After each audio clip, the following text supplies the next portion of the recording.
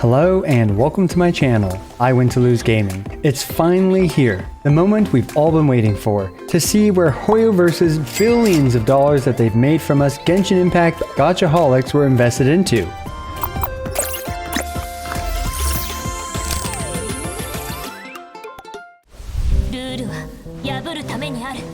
Well, they invested $65 million into nuclear fusion, an unknown but a colossal amount of money into a completely new game, Zenless Zone Zero, and finally, what we've all been waiting for, Honkai Star Rail. And yo boy, me, I Win to Lose, managed to get into the second closed beta. In today's video, I'll be providing you a review of my experience through Honkai Star Rail so far, and I'll be comparing it to its predecessor, Genshin Impact. You might just be shocked by the similarities. Also, for those that are unaware, this closed beta isn't completely closed yet. You still have a chance to get into the closed beta by pre-registering, and I've left the link to that down below. Oh, and there's an added chance of potentially winning a PlayStation 5 if you pre-register as well. Anyway, remember, everything in this video is subject to change since this is a closed beta. Honkai Star Rail, unsurprisingly, takes place in the Honkai Impact universe, where some classic Honkai characters make their appearance, including one of my favorite Honkai characters, Himiko. Now, since my videos on Genshin tend to be less focused on lore,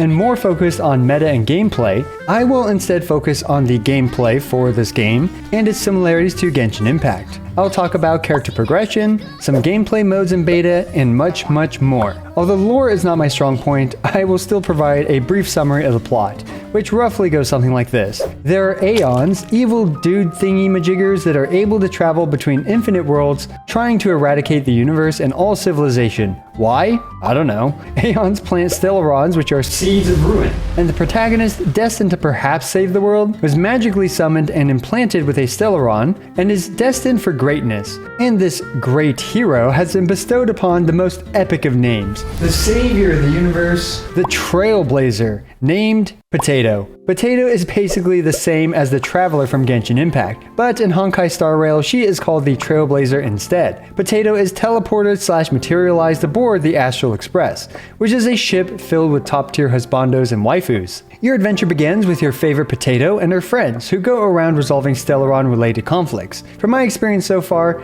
I've been on one planet, but I absolutely expect visiting different planets and experiencing tons of variety in this potentially limitless Potato universe. So we've got the usual cast of lovable characters to start off with. The comedic relief, airheaded yet competent and extremely endearing March 7th. And no, I don't mean the day that comes once a year after March 6th and before March 8th, but this wonderful woman right here. We have 4-star Animo Zhongli, who is very stoic and reliable, and we have this somewhat mysterious puppet robot girl with a giant hammer. You know, just your usual band of misfits trying to save the universe. So with the incredibly detailed and highly accurate summary of the lore out of the way, we can dive into what this beta has to offer, starting with some tidbits on these characters and character progression. Let's actually take a quick look at how the characters work. Characters have abilities, very similar to how they have abilities in Genshin. Each character I've obtained so far has a basic attack, a skill, which uses a skill meter, and each character has an ultimate as well, which charges similar to Genshin's ultimates. And finally, each character has an in-battle unique talent, and last but not least, they have a technique which can be used in the overworld. I'll talk about combat in more detail later in this video, but let's go back to building characters. For the skills, aka traces in Honkai Star Rail, it's expanded a bit more than Genshin's 3-talent system. Traces have some stats and other tidbits to farm stuff for. However, the main talents for leveling the basic attacks, skills, and ultimates are essentially the same, where you can level these up to increase the damage and effectiveness of your combat abilities. These appear to have similar level caps to Genshin Impact's as well. Next are the light cones, which are functionally equivalent to Genshin's weapons. They come in 3-star, 4-star, and 5-star rarities, and can be refined up to Refinement 5 with dupes, just like in Genshin Impact. So you will need 5 copies of a specific weapon to max it out. Every light cone so far appears to add attack, HP, and defense. However, there are some notable differences between light cones and Genshin's weapons. Unlike in Genshin, where characters had shared weapon types like claymores, catalysts, etc., in Honkai Star Rail, every character can equip every light cone. However, the light cone's ability is limited to characters that walk the same path as the light cone. Potato here is a potato who has walked the path of destruction, and the light cone equipped is also one of the path of destruction. This way, I can sow absolute chaos and destruction with French fry filled mayhem as Potato destroys and covers everything in her path with ketchup. There are also light cones that are clearly designed for certain characters. Take Herta here as an example. Herta does a follow-up attack when the enemy is under 50% HP, and lo and behold, this light cone with literally a picture of her face on it just happens to boost follow-up attack damage to enemies under 50% HP. We can expect a lot of specially tailored light cones for different characters and their paths. Next we have Eidolons, and fancy name aside, these are literally the exact same as constellations in Genshin Impact. You obtain these for any character besides Potato by pulling dupes of these characters. Potato's Eidolons are instead obtained just by playing through the story, just like the Traveler's constellations from Genshin Impact. Also, just like in Genshin, your 3rd and 5th Eidolons add 3 levels to your skill and ultimate, and as an added bonus, they also, in Honkai Star Rail, each add 1 level to your basic attack as well. In order to get an E6 or Eidolon 6 character in Honkai Star Rail, you need the character plus 6 dupes for a total of 7 pulls of that character in order to E6 them, just like in Genshin Impact. Now, I am expecting it to be quite prohibitively expensive to E6 5-star characters just like in Genshin Impact, but again, do keep in mind that this game is still in beta, and all systems including the gacha and leveling systems might be subject to change. Yours truly will provide some feedback when it comes to E6 5-star characters in their regular surveys in this beta. However, I'm also expecting this game to be extremely completable for completely free-to-play players. So far in this beta, Potato has been my MVP, which stands for Most Valuable Potato, as she smashes things to bits with her trusty potato bat, and I haven't felt any need to obtain or use 5-star characters or any of their Eidolons.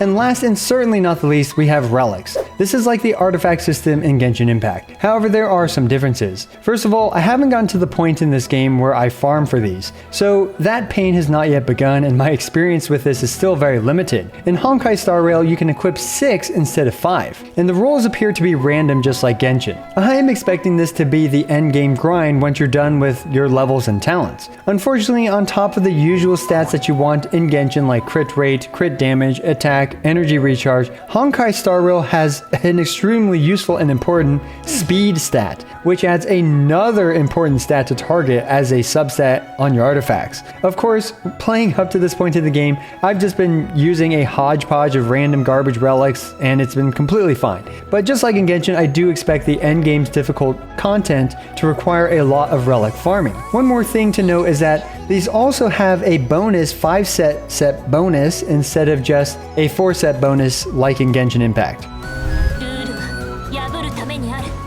Phew! Now that we finally understand a bit more about character progression, let's actually take a look at combat. In case you live under a rock and completely missed this, Honkai Star Rail is a turn-based game. But that's not all. It has many innovations to the standard formula. Characters move based on their speed stat, and the turn order is displayed in the top left. Characters can do a basic attack or a skill, both of which charge their ultimates, which they can then use once their ultimates are full. Ultimates work uniquely in Honkai Star Rail, as you can use them at any time, essentially. Even if your character is not supposed to go next, you can still use their ultimate to have their ultimate go next. This changes everything, and can lead to some devastating potato combos and potato strategies. There are 7 types of damage/elements in Honkai Star Rail: ice, wind, fire, lightning, imaginary, quantum, and physical. Unlike in Genshin Impact, however, these elements don't react to each other, nor do they specifically counter each other, but instead enemies have different weaknesses, and hitting an enemy with that weakness will deplete their break gauge until you end up breaking their defenses. Each elemental break has different effects as well, mostly doing additional damage over time effects, but unfortunately I'm not all that familiar with all the different mechanics yet, so perhaps that'll be for another video. Because of the large number of elements and the large cast of characters, this game really does feel like the possibilities are endless when it comes to the abilities, and to the battles. And one thing that I like a lot about Honkai Star Rail's combat system is that it has an auto battle system for farming easy dungeons. Speaking of which, that's the perfect segue to talk about farming stuff.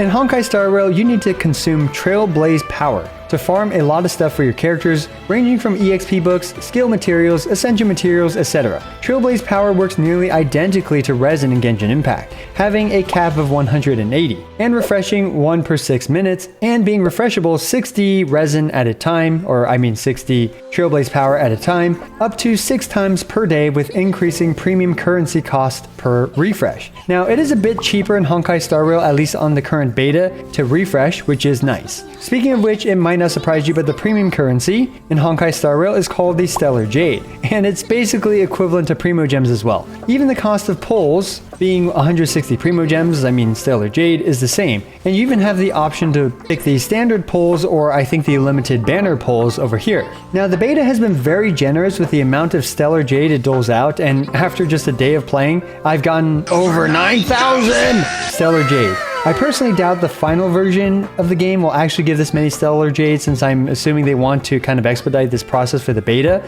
but I certainly hope that it still is this generous.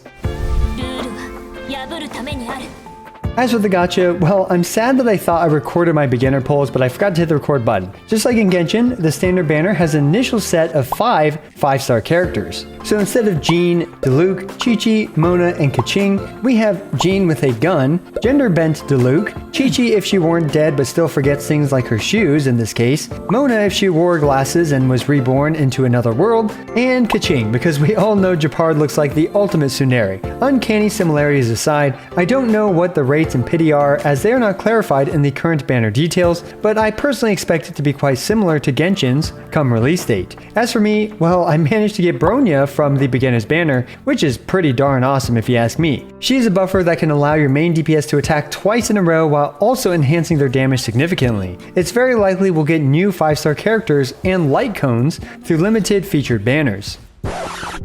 Hey, editing I went to lose here. And the beta did just get updated while I was editing this video actually to have these new featured 5-star character banners. We have Seal as well as Jing Yuan.